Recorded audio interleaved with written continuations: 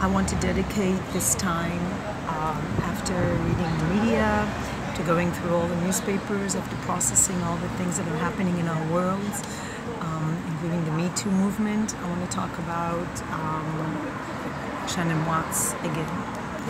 The reason being is that, for those of you who don't know, I will remind you, Shan'Ann Watts, blessed memory, she was murdered by her husband. He admitted to it. And the two girls, 3- and 4-year-old, were also murdered. To that he doesn't admit. He blames her. And I want to talk about, in this case, the horrible violence on the internet, where people just say,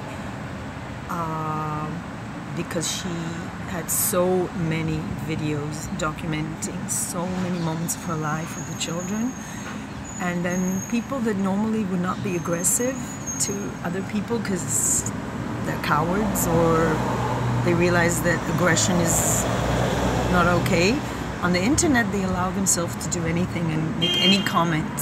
So they don't care that this woman has been murdered, and they say, oh, she's so irritating, no wonder he flipped out, or she wasn't a good enough mother, no wonder.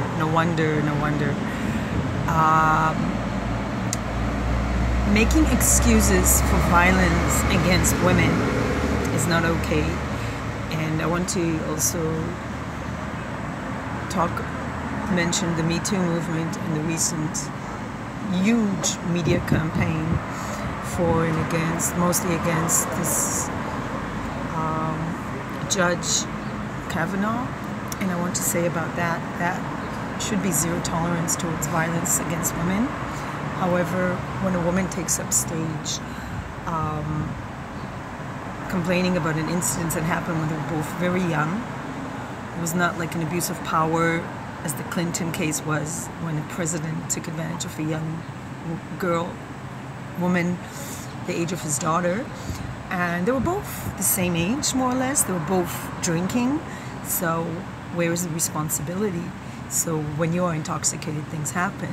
So in that case, yes, there's a need for women to take responsibility and say there are situations where you endanger yourself, when you put yourself in a dangerous situation. Not that there's any excuse for groping, but when people are drinking and they're not supervised, and especially when they're teenagers, there will be things happening. So you should take responsibility. The message to girls is not to complain when something happens, but to protect yourselves, and boys as well. Like, things can happen also to boys. It's not a message only to women. Men also can be attacked when there's drinking involved, and so that's a very important message, to take responsibility. On the other hand, Shan'Ann Watts, whether people criticize her for being a housewife, I don't know what they want, what they demanded of a woman. Whatever she did, there is no excuse for any violence against her, and definitely not a murder. So it should be, what I'm doing is, if I see a comment like that on the videos, I'm reporting it as hate and harassment, because that's what it is, hate against women. There is no excuse for harming anyone because they irritate you. Lots of people irritate me. I don't slap them, I don't hit them, I don't shove them. So, and those people that are cowards and on the internet, they just use verbal violence against people, that's not okay. And a woman has been murdered. Let's give her the respect. The fact that the videos all over the internet, I don't know what the goal is, and I said before, I do suspect it's good. Somebody wants it to affect the trial, but what defense is there for somebody murdering a pregnant woman? Ask yourself that. What defense? Shouldn't be defense. Should be a coming together for all of us, saying me too against violence. Me too against violence against women. That's what we should all unite. And that professor of psychology, she should be standing on the podium. Where was she When women are being murdered all over the United States and the world, where is she standing for women's rights? And that's what I didn't like about her. It took me a long time to figure it out. This professor is a professor of psychology in a prestigious university. Why doesn't she take the stand, political stand against violence against women?